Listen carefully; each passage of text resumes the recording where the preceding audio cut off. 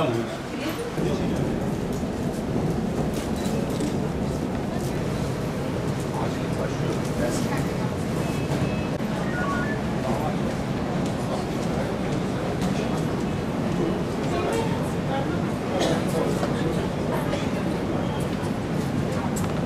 Turgut Özal Tıp Merkezi 28 yıldır sadece bölgemizde değil, tüm Türkiye'ye ve dünyanın farklı ülkelerinden gelen hastalarımıza şifa dağıtan önemli bir kurumdur.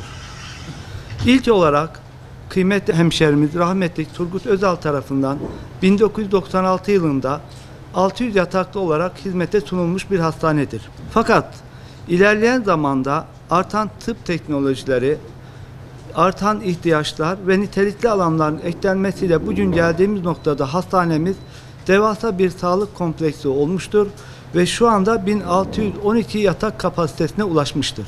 2017 yılında hizmete giren 152 yataklı Karaciğer Nakil Hastanesi ve 2020 yılında açılan 217 yataklı Türkiye'nin en büyük onkoloji hastanesi ile merkezimiz yalnızca ülkemizden değil, şu ana kadar 34 farklı ülkeden hasta kabul eden bir sağlık üssü haline gelmiştir. Son yıllarda artan hasta sayımız, yakın bölgemizin TOKİ yerleşim alanı olarak planlanması ve özellikle yaşadığımız büyük felaketlerin ardından mevcut 600 metrekarelik acil alanımız artık ihtiyaca cevap veremez hale gelmiştir. Bu nedenle Sayın Rektörümüz Nusret Akpolat'ın öncülüğünde acil servis alanının 600 metrekareden 2000 metrekareye çıkarılması yönünde karar almış bulunmaktayız. Yani acil servisimizi en az 3 kat büyüterek Sayın Malatya halkımızın hizmetine sunacağız inşallah. Yeni acil servisimiz modern bir yaklaşımla triyaj alanı yeşil, sarı ve kırmızı alanlardan oluşacaktır. Aynı zamanda acil servis alanımızda radyoloji ünitemiz ve tam teşekküllü bir acil laboratuvar alanımız olacaktır.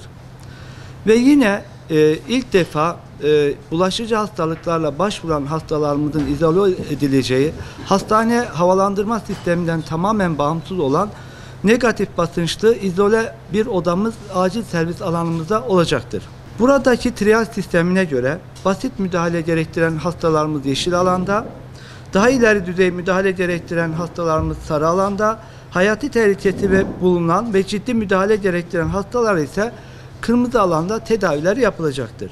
Ayrıca kurulacak tam teşekküllü laboratuvar sayesinde tetkikler acil içinde yapılacak, hastanenin diğer bir birimine gönderilmeyecek ve bu da iş gücünün etkin kullanımını sağlayacaktır. Acil röntgen ünitemiz ise 2 tomografi cihazı, ultrason ve röntgen cihazlarıyla hizmetine devam edecektir. Bu çalışmalar çerçevesinde 1 Eylül itibariyle servisimiz 3-4 aylık tadilata alınacaktır.